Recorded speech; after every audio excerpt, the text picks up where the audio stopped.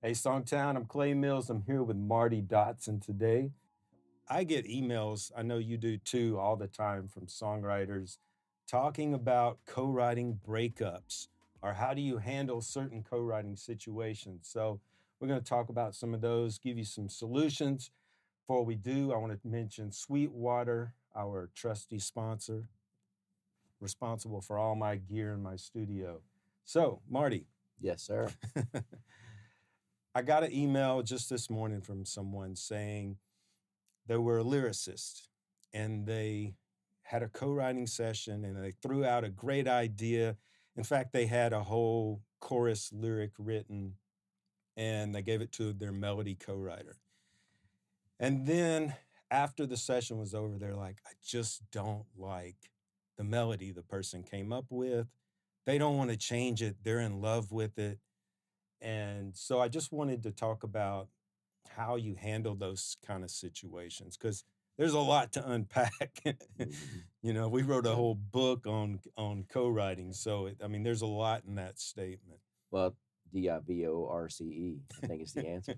Divorce. No, I mean, there's always going to be situations where it didn't turn out the way you wanted it to, or you're disappointed in some aspect. And my first publisher really helped me with understand that. I mean, he was like, you know what? Sometimes you're going to be the one who did the disappointing thing in the co-write, Yeah, and so I think first of all, you have to have a lot of grace with people because they can't see the vision in your head of what you think the song's going to be. right. And sometimes we get too precious about it, and we're not open to the idea. And it could be that if they're a little more open, that is a good melody or something.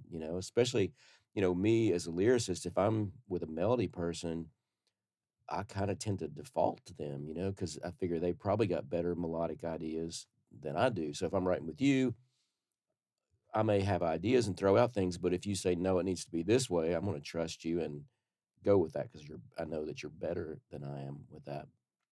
But I think too, a lot of times we just need to have a conversation about it. It's like, hey, can we keep working on this some more, or could we bring in a third person maybe, to kind of add somebody to the mix and change it up, Right. or even just a conversation about, well, I was hoping it would kind of go in this direction. We took it in this direction, that kind of stuff. And that's, I see a lot of people too blaming everything's blamed on the other person, Right. and I think it's important that if it turned out that way, you both wrote it and it turned out that way. It's like not generally it's not one person just railroaded it that way, that maybe you didn't communicate along the way and it gets finished and you should have said early on you didn't like that direction, that kind of thing. So what about you? What are your tips? Yeah, I mean, this person specifically said in their email that they tried to get their co-writer to change the melody. They didn't. They changed some of my lyrics. And, you know, so here's the thing, because if you haven't co-written a lot, I think a lot of people, they present their lyric to someone and they have in their head how they think it's supposed to go. So you got to remember a co-write is a collaboration. And at the end of the day, you need to come up with something that, in this case, there were two writers. You need to come up with something that both people are happy with. Like if you and I are writing something and you don't like a melody line I come up with, you'll say something and then I'll work on it, you'll work on it until we both like it, And so it's never going to go completely the way that one of us sees it going, and that's not the point. The point is to come up with something better that you both like. And so my advice to this person would be that always go in with the understanding that it's a collaboration. It's probably not going to go the way you think it's supposed to go. And if you're writing with somebody, like she said, well, the melody person doesn't want to change anything. That to me doesn't sound like a collaboration I would want to be in the future, Right. because ultimately, if I said to you, hey, I think we should change something, and you don't want to change anything, then it's not really a collaboration. Why should we even work together? So I think you have to, at some point, go, okay, am I getting good songs with this person? are they willing to work on it until we're both happy? And I think that's the big thing. Are we both happy with how it comes out? And I think communicating that of just sitting down and saying, "Hey, my goal here is for us to both love this song. And, you weren't happy with some of my lyrics, you changed that. I'm open to having that discussion, but I want it to be open from both sides so that we can, discuss all parts of it."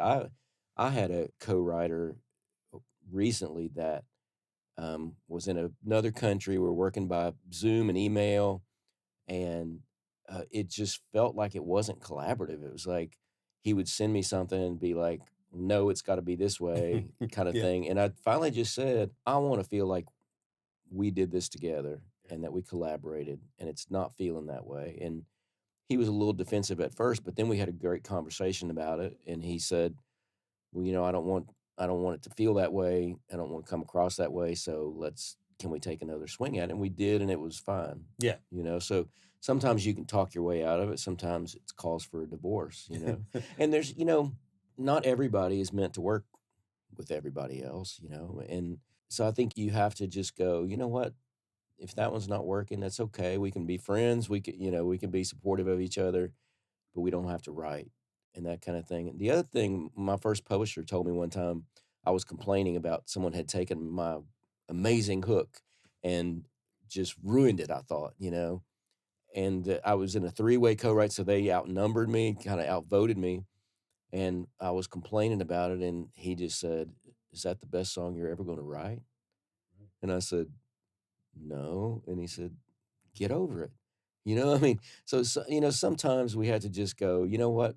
That was a learning experience. It didn't work great. I don't want to do that again, but I'm not going to make myself miserable trying to save this one idea because that keeps you from being creative. It keeps you from writing that next best song, that kind of thing. So I think sometimes too, we just have to let go of it and go, that one didn't turn out the way I wanted. Uh, we move on. Yeah, that's a good second point, is that sometimes you just gotta let it go.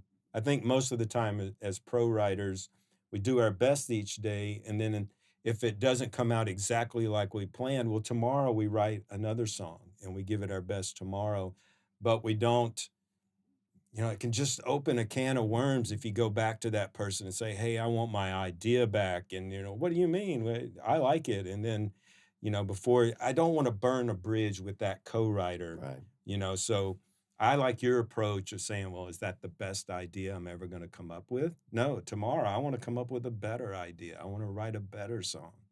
And so I think if you learn to let go like that, then you're gonna go a lot farther. You're gonna keep your co-writing relationships. You're not gonna burn bridges. But Yeah. so what are your thoughts on asking for titles back? Because I know sometimes that's happened and people have gone on to write good songs that have become hits with the title that they asked to have back. Mhm. But what are your Yeah. thoughts on that? Only a couple of times in my career has that happened, so out of 10,000 so songs. But I had a guy one time call me and just say, "Hey, our publishers didn't like that song we wrote, whatever. It was a title I brought in. Would you mind if I go write it with somebody else? And I won't use any of the stuff we had with completely different thing." And I was like, "Cool. You know what? Why be precious about it and it just sitting there, nobody pitching it or anything?" So that's happened. I have had people maybe once or twice, like, message me and go, "Hey, I didn't like the way that turned out. I'm gonna take my title back." And that's not really cool. It's not it's kinda like, "We made a baby together, and I want my Yeah. half back," kinda thing. You can't really do that. So I think the best way to handle it if you wanna do that is just to have a conversation and saying, "This is cool with you," and, get the other person's approval of it. Yeah, because it can burn bridges. Yeah. So you mentioned something a second ago that I hear sometimes from writers in Songtown. They're like, "Well, I wrote this song with the person. We finished the first verse and chorus. We're supposed to get back together. And then I get a text saying they finished it with someone else." Oh, And I mean, What's up with Yeah. that? Once again, you can't take your baby that you created and go, "This is daddy now," that kind of And thing. we've got a new papa for our song. Yeah. Yeah. I mean, that's so wrong on so many levels. I think the main thing in all these scenarios we're bringing up is communication. Yeah. If you feel like, hey, if you went to your co-writer and said, we were kind of stuck on that chorus melody, neither one of us was digging it. You mind if I invite my friend who's great with melodies to join us? And then the co-writer might go, well, wait a minute, I think, why don't we give it one more shot? And then if not, then we can try your person or whatever. But there's Mhm. communication. Yeah.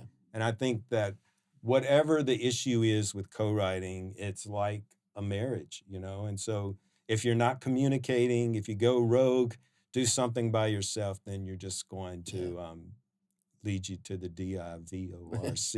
That's right. Something that I see more commonly even than that, somebody just kinda ghosting someone after one person says, "Hey, can we take another look at that?" And they just don't get back to him. Yeah. And I was guilty of this one time, and I really burned a bridge with a hit writer because he wanted to write this title, and I hated it. But he was so passionate about it and was like, "Well, please just give me, just give it a shot with me," And so I did it. We got about halfway through, and then he kept calling me to, like, reschedule, and I just didn't call him back. And all I had to do was just say, "That idea is just not doing it for me." But, in those situations, I think it's just important to communicate like you said, and if you don't like it, say you don't like it. If you want I should have offered him his title back, just said, "You take it, right with somebody else Yeah. because I know you love it," and Yeah. it would have been fine, but I this guy got ticked off at me and wouldn't write with me after that, which I don't blame him. Yeah, and that's the whole thing behind all of this is you're not just trying to write this one song. In As a songwriter, you want to build relationships. Oh man. Yes. So in all these scenarios, communication is the key. Yeah. So remember, SongTown, communicate with your co-writer, and you will be golden. Take care. See ya.